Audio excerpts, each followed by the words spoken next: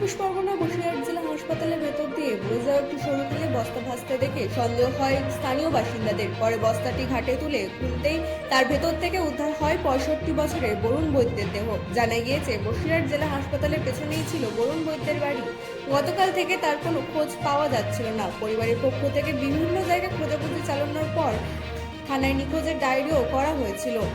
শনিবার সকালে ফের খোঁজাখুঁজির মধ্যেই হাসপাতাল চত্বরে খালে ভাসতে থাকা বস্তা নজরে আসে স্থানীয়দের। পরে বস্তার ভেতর থেকে বরুণ বৈদ্যের দেহ উদ্ধার হওয়ায় এলাকায় ব্যাপক চাঞ্চল্য ছড়ায়। কী কারণে এবং কারা এই ঘটনায়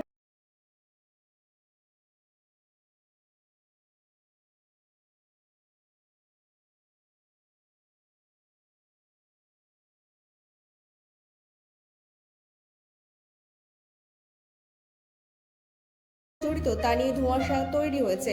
প্রাথমিকভাবে আর্থিক লেনদেন সংক্রান্ত বিবাদের সূত্র খতিয়ে দেখছে পুলিশ। ঘটনায় একজনকে আটক করা হয়েছে বলে জানা গেছে। দেহ উদ্ধার করে ময়নাতদন্তে পাঠানো হয়েছে। পুরো ঘটনার তদন্ত শুরু হয়েছে এবং তা করছে বসিরহাট থানার police. Bureau report, রাতদিন news network. আমার বাবাকে গতকাল সকাল 9:30টার পরের থেকে খুঁজে পাওয়া যাচ্ছে না। কেউ একজন বাবার উপরে ফোন করে বাবা খেতে বসেছিল, বাবার দিকে ডেকে নিয়ে গেছে আমাদের পাড়ার ভেতরে একটা রাস্তায়, ওখানে বাবাকে আর খুঁজে পাওয়া যায় না। আমরা বিভিন্নভাবে চেষ্টা করে বাবাকে খুঁজে পাইনি। তারপরে পাড়ার ভেতরে একজনকে আমরা সন্দেহ করি এবং তাকে পুলিশ তুলেও নিয়ে যায়। আমরা একটু আগে খালের মধ্যে দেখি যে একটা বস্তা ভেসে আসছে, সেই বস্তা খুলতে দেখা যায় যে আমার বাবা তার মধ্যে রয়েছে। আমার বাবাকে ওই মেরেছে, ও ছাড়া কেউ মারিনি। কি নাম তার? কি নাম? যে মেরেছে কি নাম? কেন সন্দেহ করছি অনন্ত বিশ্বাস, আমাদের পাড়ায় বাড়ি।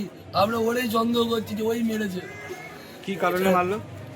কোন রকম আর্থিক ব্যাপার কিছু থাকবে। ও আমার বাবার কাছ থেকে বিভিন্ন সময় টাকা পয়সা লেনদেন হতো। আমার বাবাকে যখন ফোন করেছে, আমার বাবা ফোন করে বলেছে যে ঠিক আছে রাখ, আমি এক্ষুনি যাচ্ছি। খাবার ছেড়ে বাবা চলে গেছে এবং গাড়ির চাবি গাড়িতে রেখে বাড়ির সামনেই পড়েছিল। ওর বাড়ির সামনে পড়েছিল। ও দুপুরবেলা কাউকে না বলে গাড়িটা বাড়িতে রেখে চলে গেছে। তোমার নাম? আমার নাম অরূপ বৈদ্য। বাবার নাম? বরুণ কুমার বৈদ্য। পিতাজি।